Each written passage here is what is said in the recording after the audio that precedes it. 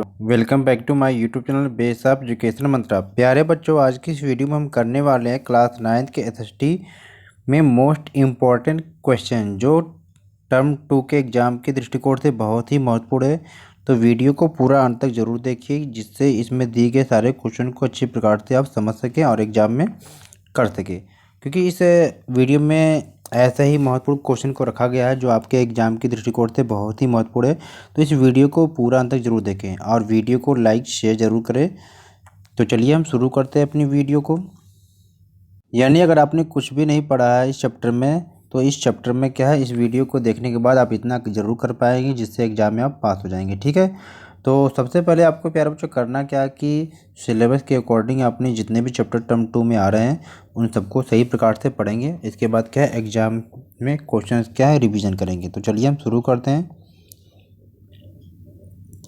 तो प्यारे बच्चों यहाँ पर देख रहे हैं कि ये चैप्टर 2 आपका है हिस्ट्री का, यानी कि यूरोप में समाजवाद और रूसी क्रांति। तो यहाँ पर हम क्या है, मोस्ट इंपॉर्टेंट क्वेश्चन को करने वाले हैं।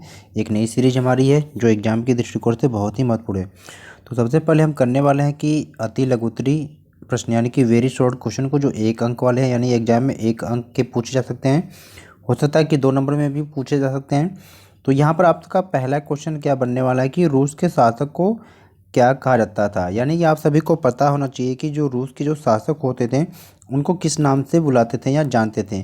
तो आपको पता होना चाहिए कि रूस के जो शासक होते थे इनको जार के नाम से जानते थे। ठीक है, और सेकंड क्वेश्चन है कि 1917 की जो रूसी क्रांति का जो आरंभ हुआ था ये किस शहर से हुआ था। अधिकतर ये क्वेश्चन एग्जाम में पूछा जाता है, तो आपको पता होना चाहिए ये क्या है, पेट्रोग्राद। कहीं कहीं ग्राद मिल जाएगा, तो इसके परेशान होने की जरूरत नहीं है, नाम एक ही है। ठीक है, थर्ड क्वेश्चन हमारा रहेगा कि रूस की संसद का क्या नाम है और इसकी स्थापना कब हुई थी। यानी कि रूस की संसद, या तो ड्यूमा पूछ दिया आपसे कि रूस की संसद जो ड्यूमा है इसकी स्थापना कब हुई थी। तो आपको पता होना चाहिए कि रूस की संसद का नाम क्या है, ड्यूमा है, और इसकी स्थापना जो 1905 में हुई थी। ठीक है, एग्जाम में क्वेश्चन किसी भी प्रकार से पूछा जाए आप उसे करके आएंगे। ठीक है, अगला क्वेश्चन क्या है कि रूस में सामूहिक खेती को क्या कहा जाता है। यानी कि ये भी क्वेश्चन एग्जाम की दृष्टिकोण से बहुत ही महत्वपूर्ण है।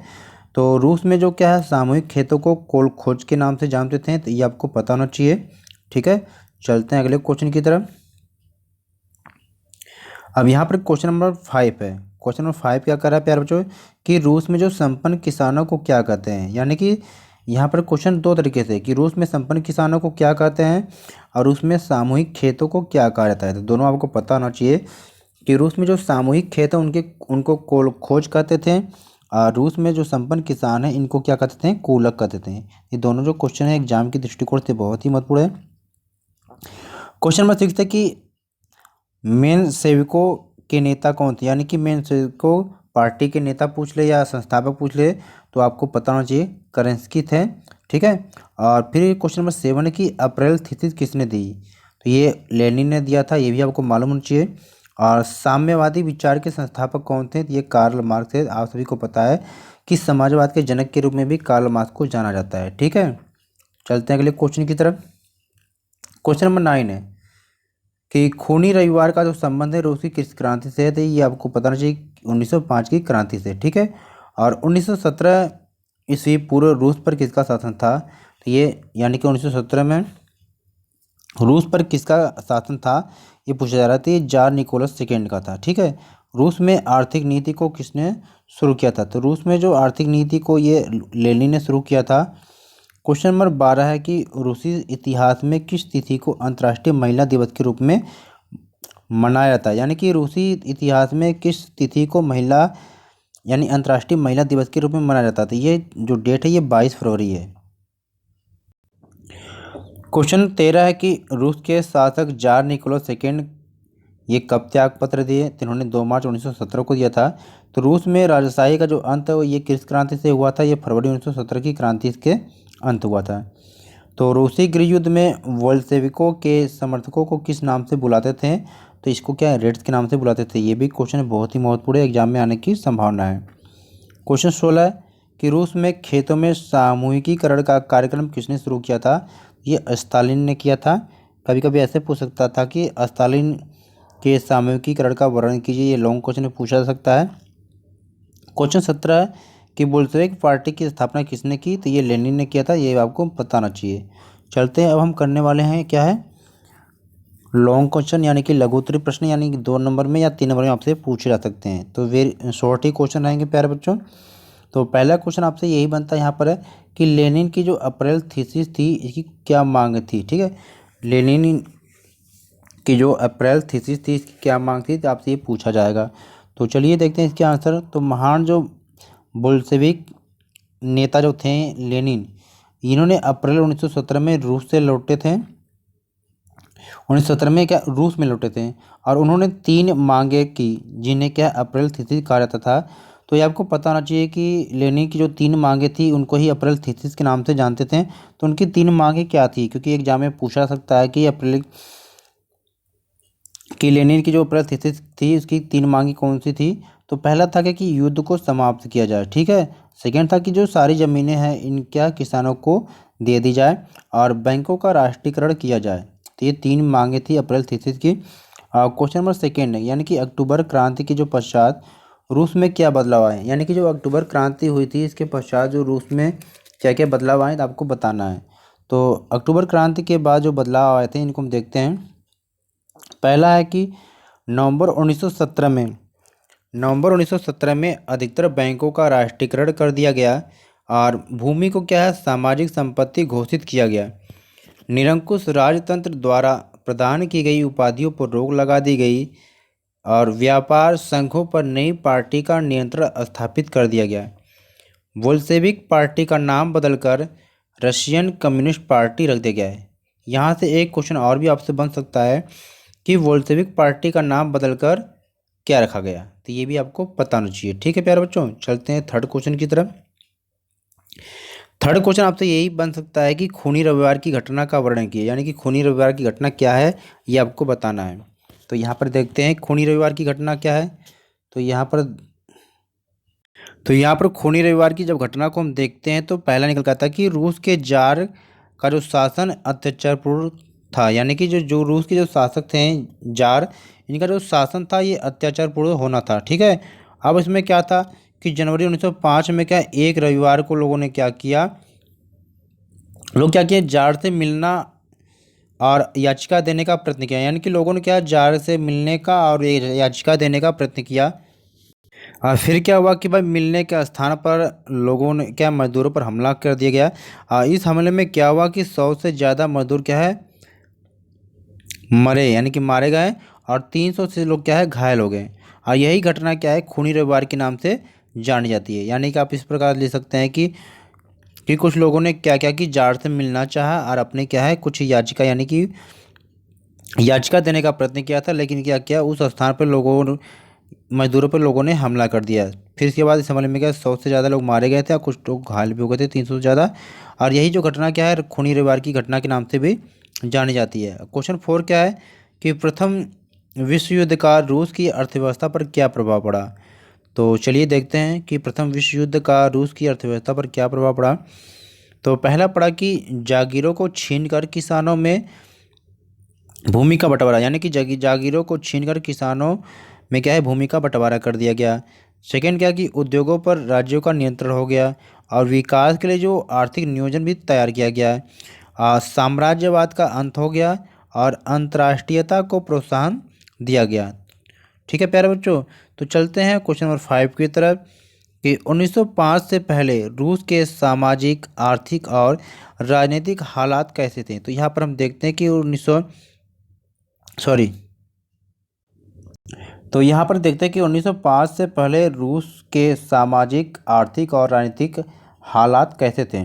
तो चलिए हम देखते हैं कि 1905 से पहले रूस के हालात क्या थे। ठीक है, तो यहाँ पर ऐसे थे कि ग्रामीण क्षेत्रों में जो समाज था ये मजदूर अभिजात वर्ग और चर्च के बीच में क्या बटा हुआ था, और लगभग 85% जनसंख्या जो है कृषि कार्य से जुड़ी थी। यानी यहाँ पर एक क्वेश्चन आपसे पूछा सकता है अगर कि रूस में क्या है कितने प्रतिशत जनसंख्या जो कृषि कार्य करती थी। यहाँ पर एक क्वेश्चन आपका यहाँ पर और भी बन जाएगा कि लगभग 85%। ये भी आपको क्या है याद होना चाहिए। ठीक है प्यारे बच्चों, अगला पॉइंट क्या है कि कारखानों से प्राप्त लाभ पर क्या है मालिकों का हक था। ठीक है, अगला कि मजदूरों भूमिहीन किसानों व महिलाओं को शासन में भाग लेने का अधिकार नहीं था। यानी कि 1905 की क्रांति के पहले यह स्थिति थी कि भूमिहीन मजदूरों, किसानों व महिलाओं को क्या है, शासन में भाग लेने का अधिकार नहीं था। क्वेश्चन नंबर 6 है कि 1917 में रूस में जार का शासन क्यों समाप्त हो गया। तो रूस में क्या जार का जो शासन समाप्त हो गया था, इसके कुछ कारण थे। यानी कि प्रथम विश्व युद्ध में लगभग 70 लाख रूसी मारे गए थे और सैनिक क्या है, युद्ध लड़ने के पक्ष में अब नहीं थे। वे युद्ध को जारी रखने के सरकारी निर्णय के विरुद्ध थे और फौज और श्रमिकों ने क्या किया, पेट्रोग्राद सोवियत का जो निर्माण किया और जार के शासन का इन्होंने अंत कर दिया। ठीक है, अब हम करने वाले हैं कि लॉन्ग क्वेश्चन, यानी कि दीर्घ उत्तरीय प्रश्न जो 4 या 5 अंकों में आपसे पूछे जा सकते हैं। तो चलिए देखते हैं। पहला क्वेश्चन यहाँ पर है कि जूसेफ मैथनी कौन था और उसकी विचारधारा का वर्णन कीजिए। तो जूसेफ मैथनी जो था एक इटली का क्रांतिकारी था और उसका जो जन्म हुआ था ये कब हुआ था, 1807 में हुआ था। ठीक है, 1807 में जेनोवा में हुआ था और वह कार्बोनारी के गुप्त संगठन का सदस्य था। और इन्होंने क्या किया था कि 2 भूमिगत संगठनों का भी स्थापना किया था, जिसमें से पहला नाम था यंग इटली, दूसरा क्या था, यंग यूरोप। ठीक है, इसकी स्थापना इन्होंने किया था। और अब हम मैथनी के कुछ विचार को भी देखते हैं। तो पहला उसका मानना था कि राष्ट्र मानवता के प्राकृतिक इकाई होते हैं और उसके विचार में राष्ट्र राज्यों का निर्माण स्वतंत्रता के लिए संघर्ष के लिए आवश्यक हिस्सा है। और अगला पॉइंट है कि वह राजशाही के विरुद्ध था तथा लोकतांत्रिक राज्य के आदर्श में विश्वास करता था और वह छोटे राज्यों तथा साम्राज्य में विश्वास नहीं करता था। वह इन सबको मिलाकर एक बड़ा एकीकृत राष्ट्र बनाना चाहता था। यानी कि वह छोटे छोटे राज्यों में विश्वास नहीं करता था, वह चाहता था कि सभी छोटे छोटे राज्यों को मिलाकर एक कर दिया जाए। उदाहरण के लिए उसकी राय में केवल एकीकरण ही क्या है, इटली की स्वतंत्रता का एकमात्र आधार हो सकता है। अब चलते हैं सेकेंड क्वेश्चन की तरफ कि रूस के 3 प्रमुख समूहों यानी कि उदारवादी, रेडिकल और रूढ़िवादी के विचारों में आपको क्या अंतर स्पष्ट करना है। तो सबको इस बारे में आप बता देंगे तो अंतर अपने आप हो जाएगा। तो चलिए देखते हैं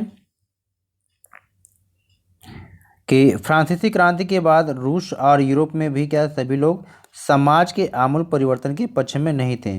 तो उदाहरण स्वरूप रूस में उदारवादी, परिवर्तनवादी जिसे रेडिकल कहते हैं, तथा रूढ़िवादी लोगों के नई सरकार के गठन के संबंध में विभिन्न मत थे। यानी कि लोगों के क्या थे, अलग अलग मत थे। तो इसमें हम पहले देखते हैं कि उदारवादी हो, यानी उदारवादी कौन लोग थे, यानी कि जो समाज में क्या है परिवर्तन के समर्थकों में एक समूह था उदारवादियों का। यानी कि यह समाज में परिवर्तन करना चाहता था और वे ऐसा राष्ट्र चाहते थे जिसमें क्या सभी धर्मों को बराबर का सम्मान और जगह मिले। यानी ये जो उदारवादी थे ये ऐसा राष्ट्र चाहते थे जिसमें क्या सभी धर्मों को बराबर का सम्मान या और जगह मिले। ठीक है, अब वे क्या चाहते थे कि धार्मिक विभेदीकरण और अनियंत्रित सत्ता के भी क्या विरोधी थे। वे प्रतिनिधित्व पर आधारित निर्वाचन सरकार के पक्ष में थे, यानी कि निर्वाचित पर आधारित थे, लेकिन वे क्या सार्वभौमिक वैध मताधिकार या महिलाओं की भूमिकाओं के पक्ष में नहीं थे। यानी ये मानते थे कि बस चुनाव जो हो, सरकार का निर्माण जो हो वो क्या निर्वाचन के आधार पे हो, लेकिन ये मानते थे कि सभी लोगों को वोट देने का अधिकार न मिले। ठीक है, यानी सार्वभौमिक मताधिकार न मिले और महिलाओं की इसमें क्या भूमिका न हो। अब हम देख रहे हैं कि जो परिवर्तनवादी थे यानी कि रेडिकल थे, अब इनका क्या विचार था। तो इनका जो विचार था देखते हैं क्या था। तो ये क्या करते थे कि रेडिकल समूह के लोग क्या करते थे, ऐसी सरकार के पक्ष में थे जो देश की जनता के समर्थन पर आधारित हो, यानी कि देश की जनता के समर्थन पर आधारित हो, और वे महिला मताधिकार आंदोलन के समर्थक थे तथा महिलाओं की भूमिका को भी मानते थे। यानी कि ये महिलाओं को भी क्या है वोट देने का अधिकार देना चाहते थे और उनकी भूमिकाओं को भी मानते थे। और उदारवादियों के विपरीत ये लोग क्या करते थे कि बड़े जमींदारों और संपन्न उद्योगपतियों को प्राप्त किसी भी विशेषाधिकार के खिलाफ थे। यानी कि ये जो परिवर्तनवादी थे ये मन का मानना था कि भाई जो बड़े बड़े जमींदार हैं या संपन्न उद्योगपति हैं इनको क्या है किसी भी प्रकार का विशेषाधिकार नहीं मिलना चाहिए। और वे निजी संपत्ति के विरोधी नहीं थे। यानी कि ये जो निजी संपत्ति होती है इसके ये विरोधी नहीं थे, लेकिन यह कुछ लोगों के हाथों में संपत्ति के संकेंद्रण के विरोधी थे। यानी कि ये मानते थे कि भाई संपत्ति का जो है वो केंद्रीकरण क्या है, केवल कुछ लोगों के हाथ में नहीं होना चाहिए। ठीक है, और ये क्या है, महिला मताधिकार आंदोलन के समर्थक भी थे। अब आगे क्या है, रूढ़िवादी। रूढ़िवादी को समझ लेते हैं प्यारे बच्चों। यानी कि ये लोग क्या है, रेडिकल और उदारवादी दोनों के खिलाफ थे।